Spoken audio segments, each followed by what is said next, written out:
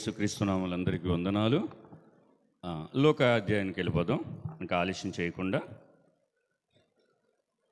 కొన్ని విషయాలు మనము మాట్లాడుకుందాం. దేవుని కృపను బట్టి, పరిశుద్ధాత్ముడి సహాయమును బట్టి అందరూ జాగ్రత్తగా వినండి. చివరి దినాలలో మనందరము కూడా సిద్ధపాటు కలిగి ఉండటం ఎంతో ప్రాముఖ్యమైనది. భక్తి చేశాము, వచ్చాము, వెళ్ళామన్నది కాదు. చేసిన భక్తికి రాబో దినాలలో మనకు గడ్డు పరిస్థితి ఎదురవుతుంది. చూడండి 3వ అధ్యాయము త్వరగా.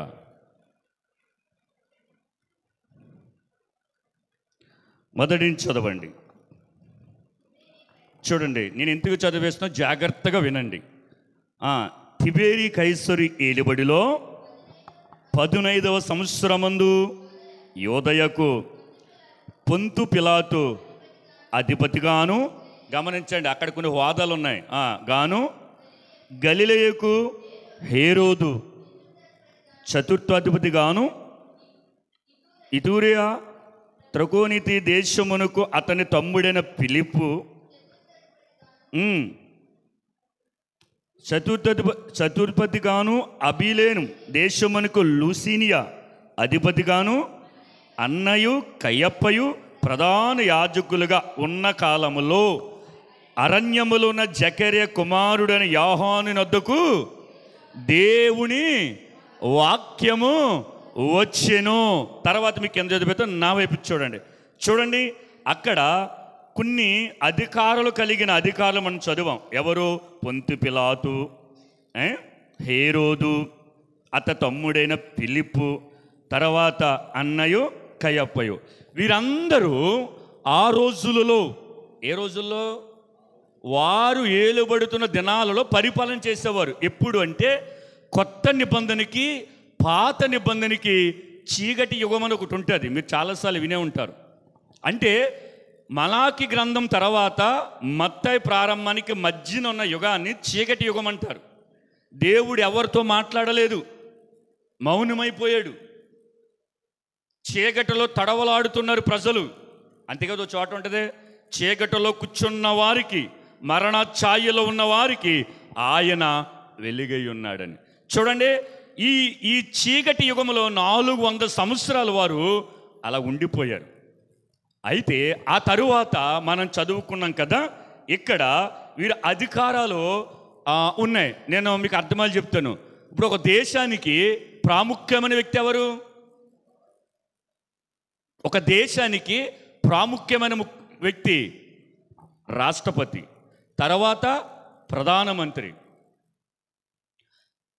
రాష్ట్రాలకి ముఖ్యమంత్రి, ఉప ముఖ్యమంత్రి. సరే చూడండి, ఇప్పుడు గనక అమెరికా దేశ అధ్యక్షుడు గనక మన ఇండియా వస్తే ప్రోటోకాల్ ప్రకారం ఎవరిని కలవాలి?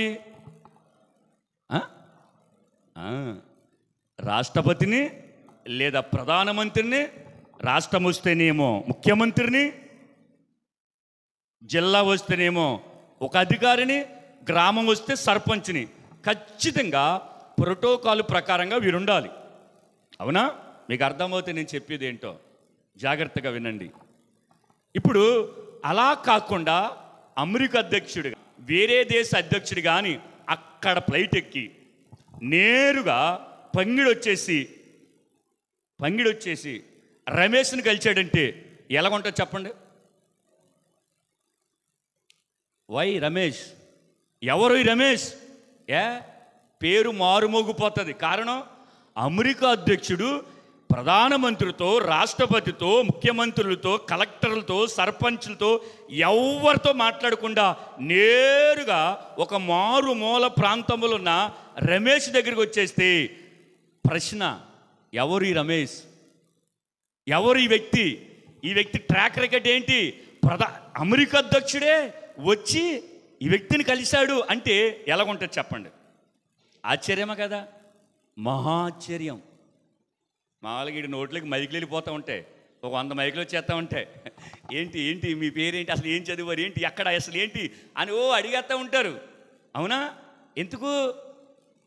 ఒక దేశమునకు అధ్యక్షుడు, ఒక దేశానికి అధికారి, ప్రపంచ దేశములకు ఒక బలమైన దేశ అధికారి, ఒక దేశ అధ్యక్షుడు వచ్చి కలవటం అంటే మాటలు కాదు. చూడండి, వారందరిని దాటుకుని రమేష్ని కలిస్తేనే మనకు అంత ఆశ్చర్యం వేస్తే, ఆ రోజుల్లో దేవుడు ఎవరితో మాట్లాడకుండా, చూడండి, పొంతు పిలాతు ఉన్నాడు, ఆ తర్వాత ఏరోదు ఉన్నాడు, ఫిలిప్ ఉన్నాడు, అన్నయ్య కయ్యప్ప ప్రధాన యాజకులుగా ఉన్న కాలమున, చదివరా, ఉన్న కాలమున అరణ్యములో ఉన్న జకరే కుమారుడైన యోహాను నొద్దకు దేవుడు వచ్చేసాడు. దేవునికి స్తోత్రం. అర్థమైందా? ఈ మాట చెప్తే నాకు ఒళ్ళు జలధరించింది.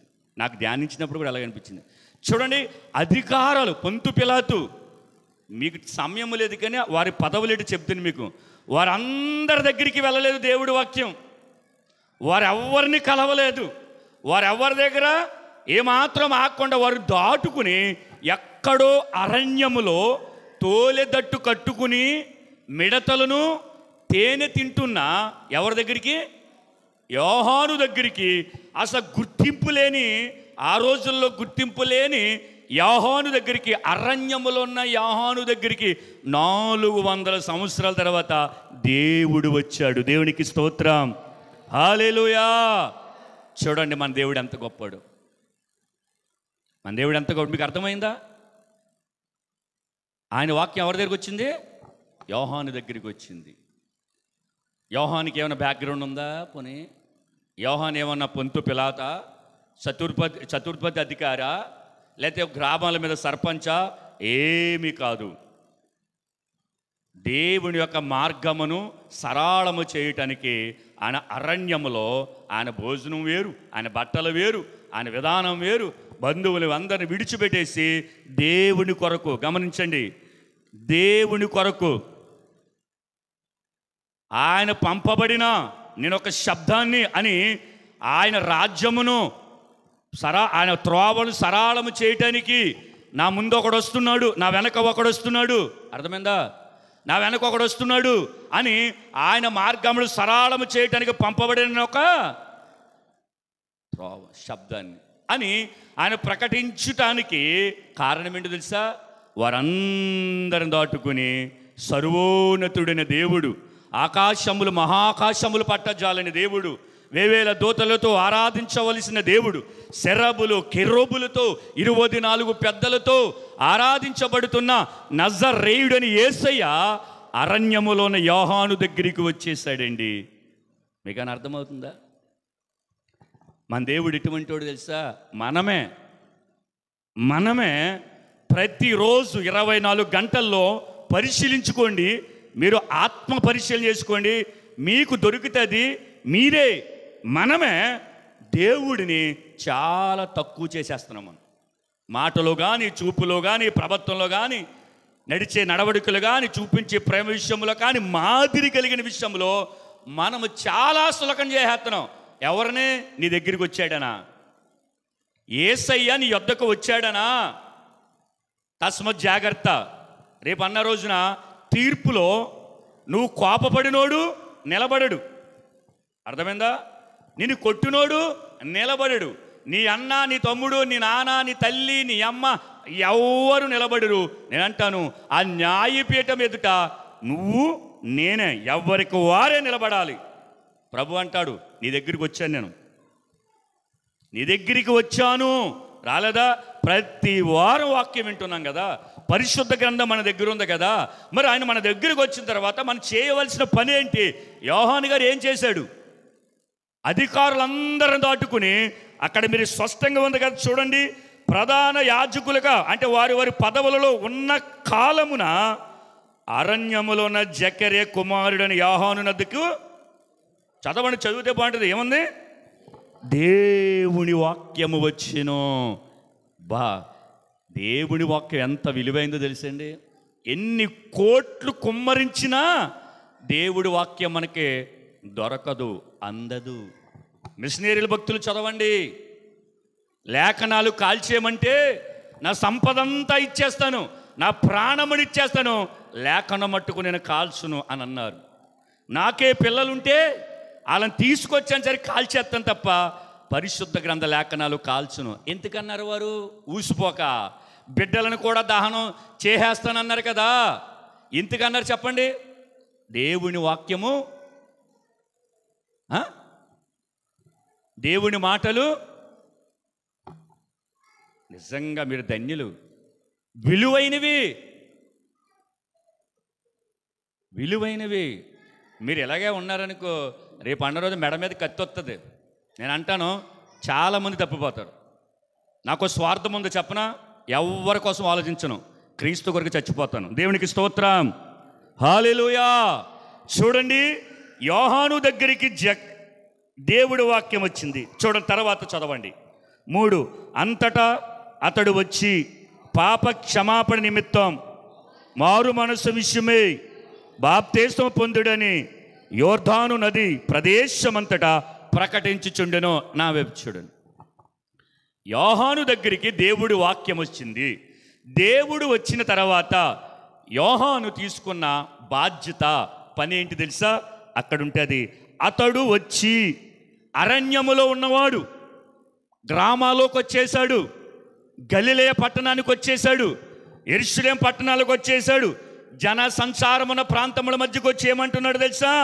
పాప క్షమాపణ నిమిత్తం మారు మనసు విషయమై బాప్తిస్మం పొందవలెనని ఆ దేశమంతా ఏం చేస్తున్నాడు? సువార్త ప్రకటిస్తున్నాడు.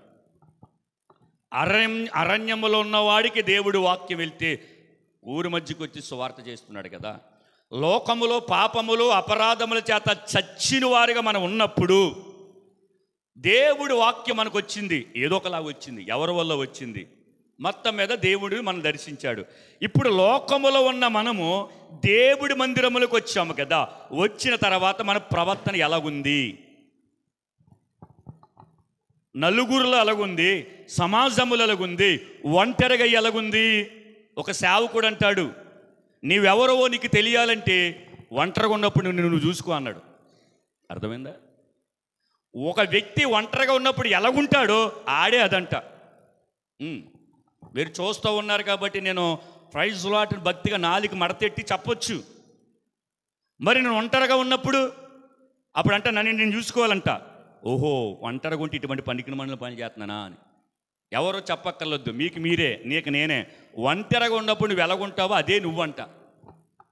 ఈయన వచ్చి దేవుడి యొక్క మార్గమును, దేవుడి యొక్క రాజ్యమును, దేవుడి యొక్క రాజ్యమునికి వెళ్తే ఎలాగుండాలన్నది ప్రకటిస్తూ ఉన్నాడు.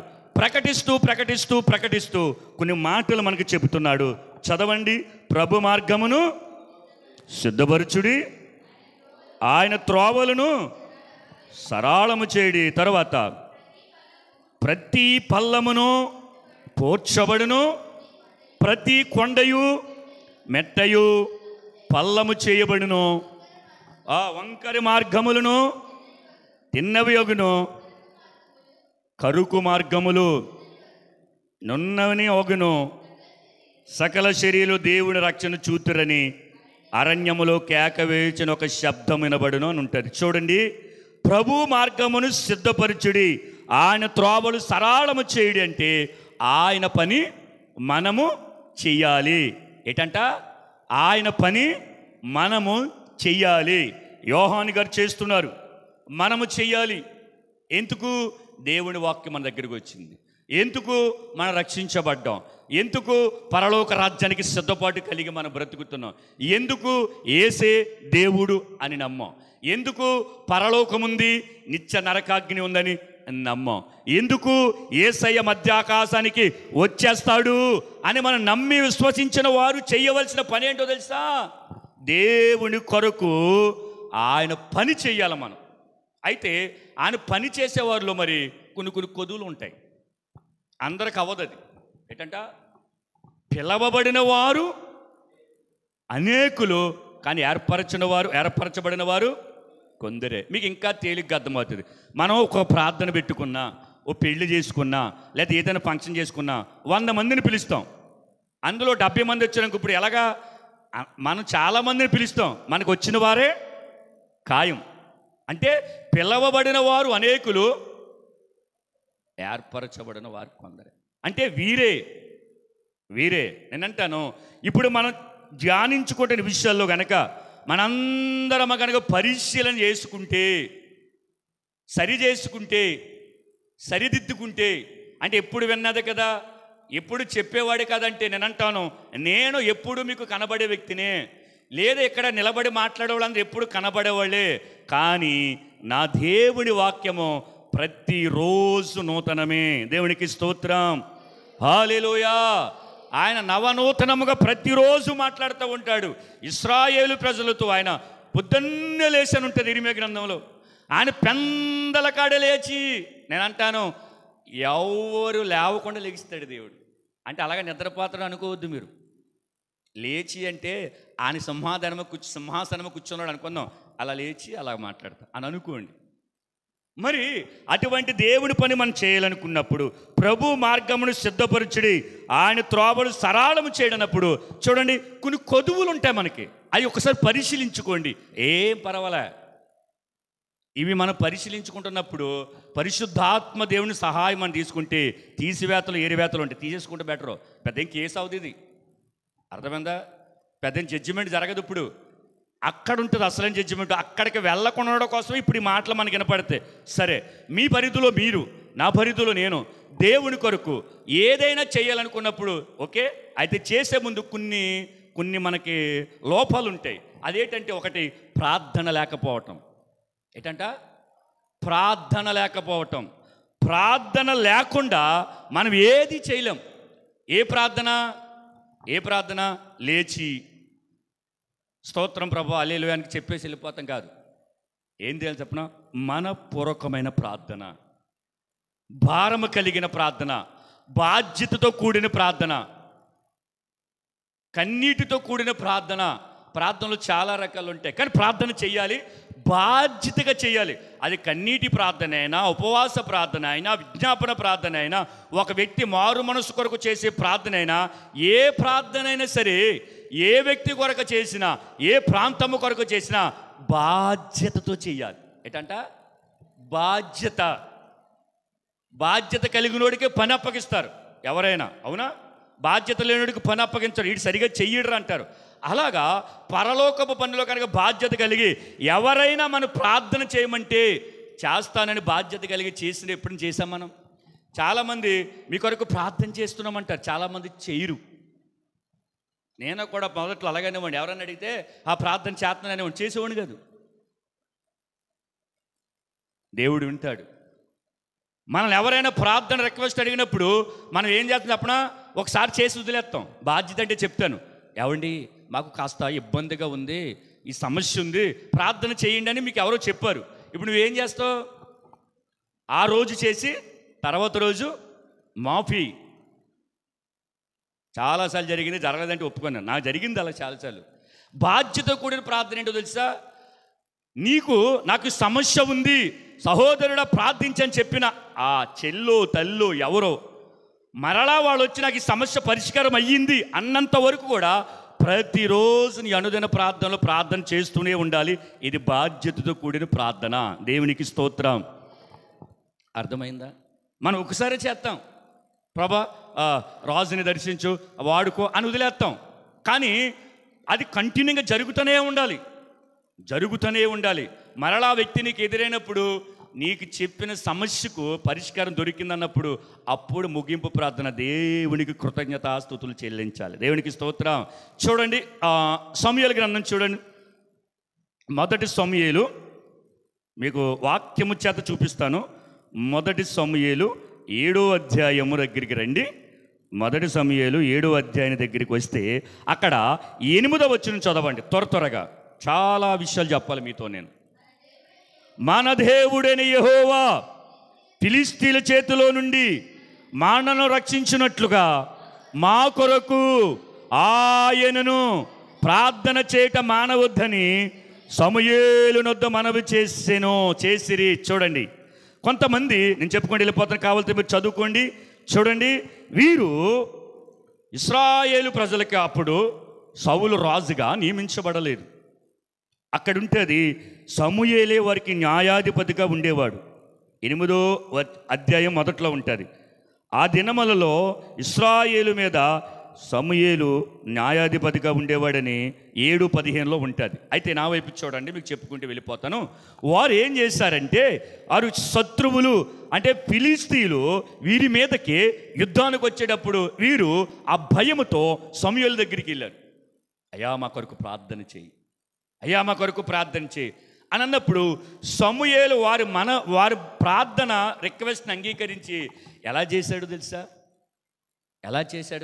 వీరి మీదకి తండోపతండాలుగా శత్రువులు వచ్చేస్తూ ఉంటుంటే, సమూయేలు గారు ప్రార్థన చేస్తూ ఉంటుంటే దేవుడు ఉరుములు మెరుపులతో వారిని లేపేశాడు. దేవుడికి మహిమ కలుగునుగాక. అది బాధ్యతతో కూడిన ప్రార్థన. మీరు వెళ్ళండి నేను చేస్తానని గుడారంలో తినేసి పడుకోలేదు సమూయేలు. ఎవరైనా సరే మన ప్రార్థన అడిగారు అంటే కనుక ఖచ్చితంగా ప్రార్థన రిక్వెస్ట్ పెరుగుతాయి. ప్రార్థన కూడా పెరుగుతుంది. కావాలితే రాసుకోవాలి, ఒక నోట్స్ మీద రాసుకోవాలి. ఎవరైనా ప్రార్థన చేయమంటే నీకు చెప్పినా విన్నా ఎప్పుడైనా సరే రాసుకుని నువ్వు ఆ బుక్ తీసుకుని అయ్యా ఈ వ్యక్తిని దర్శించి వ్యక్తి అవసరతలు ఇచ్చని ప్రతిరోజు కనుక నువ్వు ప్రార్థన చేయగలిగితే దేవుడు అద్భుతం చేస్తాడు. అంతేగాని చేస్తానని చెప్పి చెయ్యకుండా మన అవసరతల కొరకు చేసుకుంటే నువ్వు ప్రభు మార్గాన్ని సరళం చేసేదేది? ఎక్కడో పరలోకములు ఉండవలసిన దేవుడు నీ హృదయములోనికి వచ్చేసినప్పుడు నువ్వు చేయవలసిన పని ఏంటి? ఆయన మార్గమును సరళం చేయాలి.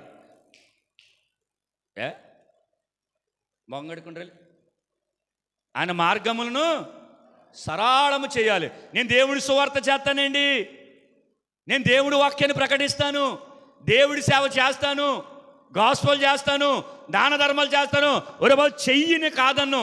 మొదట నువ్వు ప్రార్థించే వ్యక్తిగా ఉండాలి. నాకు తెలుసు, ఒక స్నేహితుడు ఉన్నాడు నాకు, పరిచయలో ముమ్మరంగా వెళ్ళిపోయాడు. ఓ రోజు అడిగాను, ఎన్నింటికి లేచి ప్రార్థన చేస్తావంటే ఏమన్నాడు తెలుసా? మత్తి పోతుంది మీకు. నేను వెళ్ళి పరిచయం చేసేవాడిని.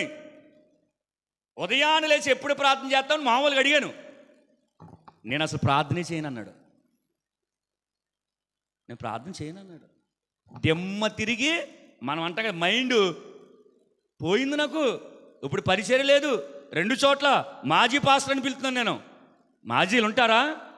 ఎంత ప్రయత్నం చేసిన ఈ రోజు వరకు కూడా నేను ప్రార్థన లేకపోతే వాళ్ళ ప్రాకారాలు ఏమైపోతాయి? దిట్టయిపోతాయి. ప్రార్థన ఉంటే ప్రాకారాలు ఏమైపోతాయి? కూలిపోతాయి. దేవునికి స్తోత్రం. సమూయేలు గారు వారు వెళ్ళిపోండి అని ఏం చేశాడచ్చా?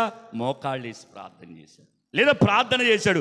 బాధ్యతతో కూడిన ప్రార్థన చేయక దేవుని హస్తము ఫిలిష్తీయులకు విరోధముగా లేచింది. ఉరుములు మెరుపులు ఆయన కురిపించగా ఏం జరిగిందో తెలుసా? ఇశ్రాయేలు చేత వారు ఓడిపోయి వారు పారిపోయారు, తారుమారైపోయారు. ఏంటంటే అది ప్రార్థన. అంటే ప్రార్థనకు మించినది ఏదీ లేదు. గుర్తుంచుకోండి, ఒక క్రైస్తవుడికి ఆయువు పట్టి ఏదైనా ఉందంటే ప్రార్థన. ప్రార్థిస్తూ చనిపోయిన వారు ఉన్నారు, ప్రార్థిస్తూ బ్రతికిన వారు ఉన్నారు, ప్రార్థిస్తూ పరిచర్యను, ప్రార్థిస్తూ కుటుంబాలను, ప్రార్థిస్తూ అనేక మంది జీవితాలు అద్భుతాలు జరిగినాయి. ప్రార్థన అంటే చిన్న విషయం కాదు. వెనకాల నుంచి తలలో లేచిపోతున్నా సరే చివరి క్షణంలో కూడా చేసింది ఏంటి తెలుసా మిషనరీలు? ప్రార్థన. అటువంటి ప్రార్థన ఎవరైనా మనల్ని అడిగితే వాళ్ళ కొరకు చెయ్యాలి. మనము మన అనుదిన ప్రార్థన క్రమంగా తప్పకుండా చెయ్యాలి. చేస్తున్నారా మీరు? ప్రతి ఉదయాన్న ప్రతి సాయంత్రకాలం క్రమము తప్పకుండా మీ సమయం మీరు ఎంతసేపు చేస్తారో అంతసేపే. ఎంత అని నేను టైం పెట్టను. బాధ్యతగా చేస్తున్నారా లేదా? చెయ్యకపోతే చెయ్యండి. ఎందుకు ఈ మాట చెప్తున్నానంటే, దేవుడు నీ దగ్గరికి వచ్చాడు, దేవుడి వాక్కు నీ దగ్గరికి అనేక సార్లు వచ్చింది. మరి వారి మార్గాన్ని సరళం చేసేది ఏది? రెండోది ప్రేమించకపోవటం. ఏంటంట? ప్రేమించకపోవటం. దేవుడి పనిలో ఉంటాం, దేవుడి పరిచయంలో ఉంటాం, ఆయన కొరకు మనము ఏదైనా చేసేస్తాం. కానీ ఆ వ్యక్తులు ఏమంటారు తెలుసా? ప్రేమ. ఏ ప్రేమ? అమ్మాయిని చూస్తే అబ్బాయి పుట్టేది, అబ్బాయిని చూస్తే అబ్బాయికి పుట్టేది అది కాదు. కామ క్రోధ మద మత్సరముతో నిండిన ప్రేమ కాదు, పవిత్రమైన ప్రేమ కావాలి. ఎవరి దగ్గర దొరుకుతుంది? నిష్కళంకమైన ప్రేమ ఎవరి దగ్గర దొరుకుతుంది? ఆశించని ప్రేమ ఎవరి దగ్గర దొరుకుతుంది? బదులు ఆశించదు. ఇది ఇచ్చాను కదా, రేపొద్దు నాకు మళ్ళా రెట్టింపేసి అని ఆశించని ప్రేమ ఎవరి దగ్గర ఉందంటే అక్కడ కలువరిలో మన కొరకు వేలాడాడే ఆయన దగ్గర ఉంది ప్రేమ. ప్రేమ అంచకపోవటకు జబ్బు. అలాగని ప్రేమించమంటే లోకాన్ని కాదు. పౌలే గారు అంటాడు చూడండి, కొరింథీయుల పత్రిక రండి, కొరింథీయుల పత్రిక రండి, మొదటి కొరింథీ పత్రిక మీకు అర్థమైపోతుంది. నేను త్వరగా చెప్పుకుంటూ వెళ్ళిపోతాను, దయచేసి వినండి, అర్థం చేసుకోండి. 13వ అధ్యాయం చదవండి. నేను చదువుతాను, చూడండి, మీరు జాగ్రత్తగా చూడండి.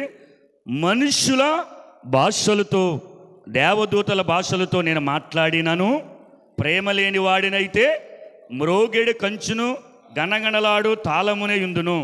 ప్రవచించు కృపావరములు కలిగి మర్మములన్నీయు జ్ఞానమంతియు ఎరిగిన వాడినైనను, కొండలను పికిలింపగల పరిపూర్ణ విశ్వాసము గలవాడినైనను, ప్రేమ లేని వాడినైతే నేను భయమేలిన మాటకి. ఎవరన్నారు ఈ మాట? నేనంటే మీరు ఆశ్చర్యపోక్కర్లేదు. పౌలు గారితోటి ఈ ప్రపంచంలో ఇప్పటికి జీవించున్నవారు ఏ సేవకుని పోల్చుకోలేం. ఈ మాట అంటే నేను క్షమించండి, పౌలు గారి కాలి గోటుకు కూడా సరిపోమ్మను. శిష్యులందరూ ప్రత్యక్షత వేరు, పౌలు గారి ప్రత్యక్షత వేరు. శిష్యులందరూ దేవునితో యేసయ్యతో తిరిగారు, కానీ వారి ప్రత్యక్షత కంటే అసలు యేసుని బ్రతికిన దినాల్లో చూడలేదు పౌలు గారు. కానీ ఆయన దగ్గరికి దేవుని వాక్యము దమాస్క ప్రాంతంలో వచ్చింది చూసారా. ఎప్పుడైతే దేవుడు దర్శించాడో అప్పుడు తన ప్రత్యక్షత ఎలాగుందంటే చెబుతున్నాడు, ఇదిగో నాకు ఏ వరం ఉందో తెలుసా? నాకు దెయ్యాలు ఎలగొట్టే వరం ఉంది, భాషలో అర్థం చెప్పే వరం ఉంది, నేను ప్రార్థన చేస్తే దెయ్యాలు విలవిలాడేపోతే వెరీ గుడ్, స్వస్థత కలిగితే మంచిదే, ఆకాశం నుండి అగ్ని వచ్చేస్తుంది మంచిదే, వర్షం ఆగిపోతుంది, కురవమంటే కురుతుంది మంచిది. కానీ ప్రేమ లేకపోతే చిన్న విషయం కాదు ఇది. అంటాడు, ప్రేమ లేకపోతే నేను వ్యర్థుడను. ఏ ప్రేమ చెప్పండి. యేసయ్య ఏం చెప్పాడు? ఏ ప్రేమ చెప్పండి. శత్రువుని సైతం. మళ్ళీ ప్రేమ అంటే ఒకవేళ ఇంట్లో వాళ్ళు గొడవ పడ్డారనుకో, వెళ్ళి కలిసి మాట్లాడేస్తాం, ఇంట్లో వాళ్ళే కాబట్టి. ఇవాళ కాకపోతే రేపు కలవాలి కదా, అది కాదు. నీ శత్రువు ఉంటాడు కదా, నీకు హాని చేసినవాడు, నీకు తీరని నష్టం చేసినవాడు, నీ కుటుంబాన్ని పాడు చేసినవాడు, నీ ఆస్తిని ధ్వంసం చేసినవాడు, నీ వ్యాపారాన్ని నాశనం చేసినవాడు ఉంటాడే, వాడి దగ్గరికి వెళ్ళి, సహోదరుడా నేను నిన్ను ప్రేమిస్తున్నాను, కారణం దేవుడి వాక్కు నా దగ్గరికి వచ్చింది, నేను ఏమాత్రం యోగ్యుడిని, ఎక్కడో లోకములో చచ్చి నాశనమైపోవలసిన వాడిని, నన్ను నా దేవుడి వాక్కు నా దగ్గరికి వచ్చింది కాబట్టి నన్ను క్షమించని అడగలమా?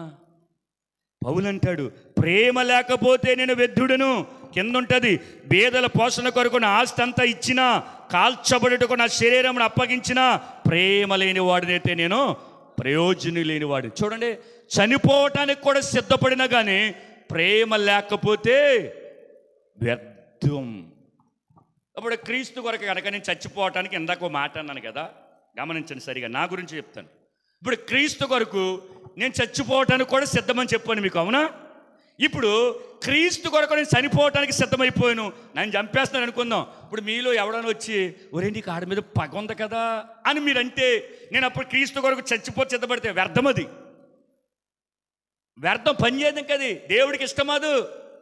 ఎందుకంటే నాకు ఒకరి మీద పగ ఉంది, నేను ఒకరిని క్షమించలేకపోయాను, వారు నా దగ్గరకు వచ్చి క్షమించమని అడిగినా నేను క్షమించలేకపోయాను కాబట్టి నేను క్రీస్తు కొరకు హతసాక్షి అయిపోయినా, చెప్పాలి, అర్థమవుతున్న మాటలు,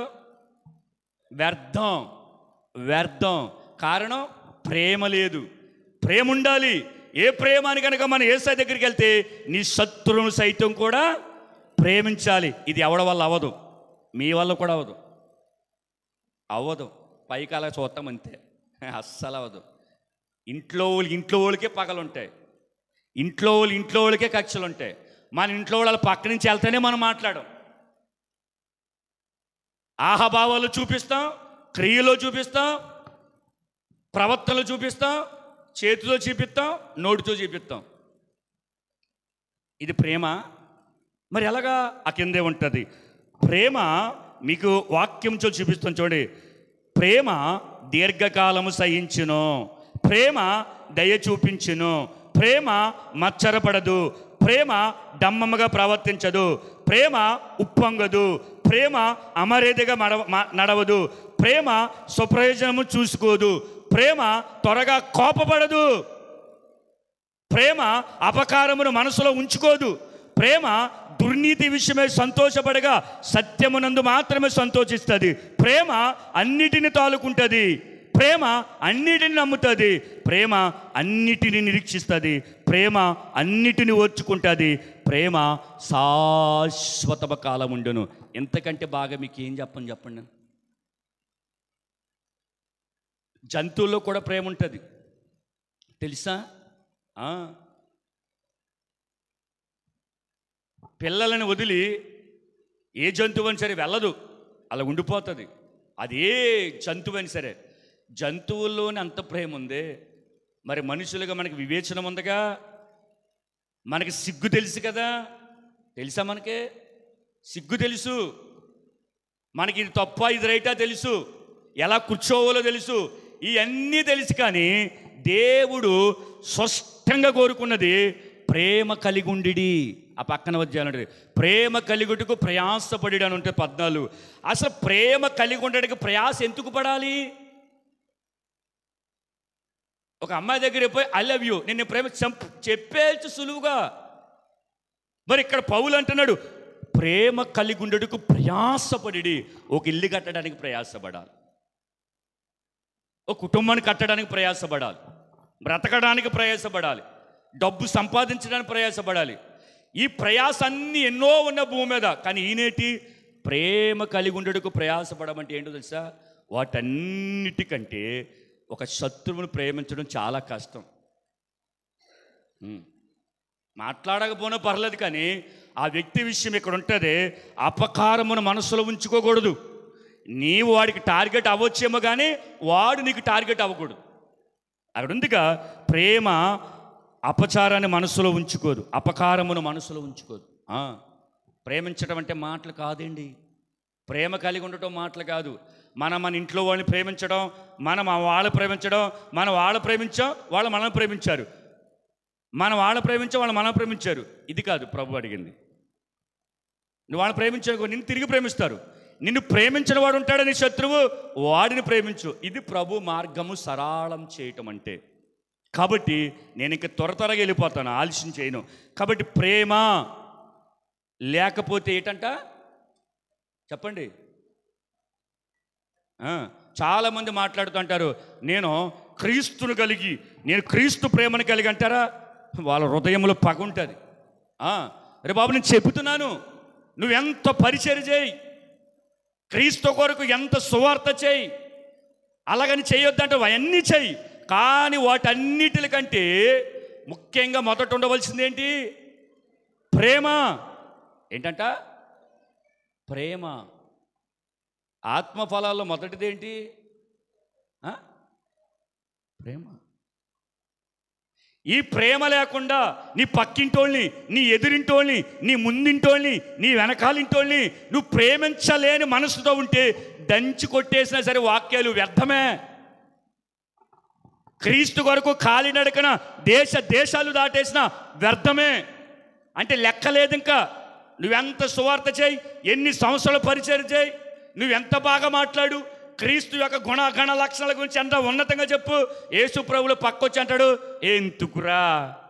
ఏంతుకురా నీ పక్కింటోళ్ళు ప్రేమించవు, నువ్వు నీ పక్కింటోళ్ళు క్షమించవు, నువ్వా నా మార్గాన్ని సరళం చేసేది, నువ్వా నా త్రోవలు సరళం చేసేది, పని అవదంటాడు. అర్థమైందా? మోసపోతున్నది చాలామంది. ప్రేమ అంటే ఏదో మన ఇంటిలో వారిని, మన మందిరానికి వచ్చిన వారిని, మనతో మాట్లాడే వారిని, మన యోగక్షేమాలు చూసేవారిని కాదండి. మనల్ని పొడుస్తారు, చూసారా? పొడుస్తారు కదా. ఎప్పుడు కూర్చుంటే పోటు, నుంచుంటే పోటు, ఎప్పుడు ఇలా పొడిచినప్పుడు నేను నిన్ను ప్రేమిస్తాను చెప్పగలమా? వెనక నుంచి తన్నినప్పుడు నేను నిన్ను ప్రేమిస్తున్నాను, ముందు నుంచి తన్నినప్పుడు నేను ప్రేమిస్తున్నాను. యేసుప్రభు ప్రేమించలేదా? వెనకాల ఒక తన్ని ఎదరికొచ్చి నిన్నెవరు తన్నారో చెప్పు. మనమైతే ఎలాగుంటుంది చెప్పండి, చెప్పాలి. మనల్ని ఎవడైనా తన్నినోడు ఆడేని తెలిసి ఎదరికొచ్చి నిన్నెవడు తన్నాడో చెప్పంటే పెళ్ళి పడి కొట్టి ఏరా నాకు తెలియదు అనుకుంటున్నావా అంటామనమా. కానీ ఆయన సిలువలో ఏమన్నాడు తెలుసా? తండ్రి వీరు ఏమి చేయుచున్నారు వీరికి తెలియదు కనుక. అసలు ఆ ఒక్క మాటకే దొంగ పట్టబడిపోయాడు. ఆ ఒక్క మాటకే దొంగ అలా పట్టబడిపోయాడు. సువార్త ఏం వినలేదు. ఒక వారిని హింసిస్తున్న వారందరినీ ఆయన ప్రేమించాడు చూసావా? ఆ ప్రేమకు ఆయన పడిపోయాడు. ఈ రోజుల ప్రేమలు ఎలా ఉన్నాయి తెలుసా? మోసం, అన్యాయం అలాగే ఉంటాయి. నేను అంటాను, ఈ భూమి మీద పుట్టిన ప్రతి వ్యక్తి మోసపోతాడు, కానీ యేసయ్య చూపించే ప్రేమ ఏ వ్యక్తిని మోసం చేయదు, ఏ వ్యక్తిని నష్టం చేయదు, ఏ వ్యక్తిని నాశనం చేయదు, ఏ వ్యక్తిని కూడా ఉన్న స్థితిలో ఉంచదు, కానీ పరలోకాన్ని తీసుకెళ్తుంది ప్రేమ. దేవునికి స్తోత్రం, హల్లెలూయా. గమనించండి, మనం చూపించే ప్రేమ కాదు, యేసు ప్రభువులు వారు చూపమన్న ప్రేమ. ఏ ప్రేమ? శత్రువును సైతం కూడా ప్రేమించాలి. ప్రేమించే విషయంలో ప్రయాస కలిగి ఉండాలి. ఒకవేళ ఎన్ని వరాలున్నా, ఎన్ని స్వస్థతలున్నా, ఎంత గొప్ప దైవజనుడైనా సరే, పౌలు గారు 14 సార్లు పరలోకం వెళ్ళొచ్చాడు. ఆత్మలైనా ఎక్కడికని చెప్పాడు? సార్ చెప్పాడు అంతేనా అంటాడు. అయినా నేను వ్యర్థుడనే. ఎందుకంటే నేను ప్రేమించలేని మనసు నాలో ఉన్నప్పుడు ఇన్ని చేస్తే నా ప్రభుకేటి. కాబట్టి ప్రేమ కలిగి ఉండడానికి ప్రయాసపడండి. అది లోక సంబంధమనికేదో ప్రేమ కాదు, పరలోక సంబంధమైన ప్రేమ. మూడవది సహాయం చేయకపోవడం. చూడండి అపోస్తల కార్యానికి రండి. అపోస్తల కార్యం 11:29 చూడండి. సహాయం చేయకపోవటం. చాలామంది భక్తి చేస్తారు కానీ చూడండి ఆపదలో ఉన్నవారికి సహాయం చేయలేరు. చదవండి 29.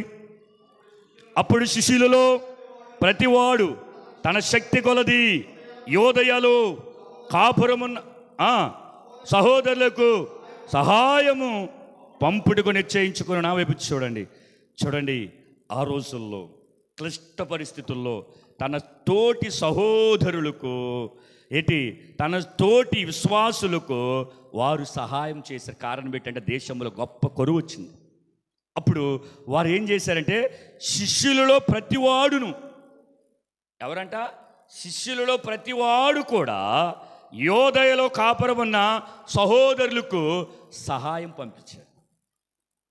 దేవుడి మార్గం సరళ చేసేస్తాను, దేవుడి సువార్త చేసేస్తానంటే మూడోది ఏమిటి తప్పన సహాయం చేసే మనసు ఉండాలి. ఆపదలో ఉన్నవారికి, అక్రతలో ఉన్నవారికి ఏం చేయాలి? మేలైనది ఎరిగి చెయ్యకపోవటం ఏంటి? పాపం. మేలైన చెయ్యాలి. ఆ వ్యక్తి ఆపదలో ఉన్నాడా? ఇవ్వండి. పై వస్త్రం కావాలా? ఇవ్వండి. అంగీ కావాలా? ఇవ్వండి. చెప్పులు కావాలా? ఇవ్వండి. ప్రభు చెప్పాడు కదా, మనం చాలా తేలిగ్గా ఎల్లమ్మ ఎల్లు చాలాసార్లు అంటాం. దయచేసి అలాగ అనొద్దు. ఎవరైనా మన ముందుకు వస్తే, ఎవరైనా మన గేటు దగ్గరికి వస్తే, నేను చాలాసార్లు చెప్తాను కదా, మన గేటు దగ్గర వచ్చి అమ్మా అని అంటే మన స్థితి కంటే ఆ స్థితి దౌర్భాగ్యం ఉందని అర్థం. అప్పుడు మనం ఏం చేయాలి? మనకు కలిగినది నువ్వు ఏదైనా ఇవి వద్దంటాడా? వద్దంటే ఇంకా దేవుని స్తోత్రం. వాడికి ఇస్తే ఆ సహాయం చేసే మనసు కనుక మనం ఉంటే ఏమండి దేవుడు మార్గాన్ని మనము సరళము చేసేవాడు. దేవుడు మాట మన దగ్గరికి వచ్చింది అని ఒక అర్థం ఉంటుంది. ఇంకోటి ఆదరించకపోవటం. సరే చూడండి, అదే అపోస్తలుల కార్యం 16:40 వారు చెరసాల నుండి వెలుపలకు వచ్చి లూదియ ఇంటికి వెళ్ళిరి. అక్కడ సహోదరులను చూసి ఆదరించి బయలుదేరిపోయిరి. ఆదరించే మనసు ఉండాలి అండి. వీరు ఆదరించడానికి పౌలు శీలలో అప్పటికే వారికి ఆదరణ లేదు. ఆ పై వచనం చదువుకుంటే వారి సరసాలు బంధించబడ్డ తర్వాత, అక్కడ దేవుడు వారిని విడిపించిన తర్వాత, ఆ శతాధిపతికి రక్షణ పొందిన తర్వాత లూదియా ఇంటికి వెళ్ళి లూదియ ఇంటికాడ ఉన్న కూడుకున్న వారిని వీళ్ళు ఆదరించారు.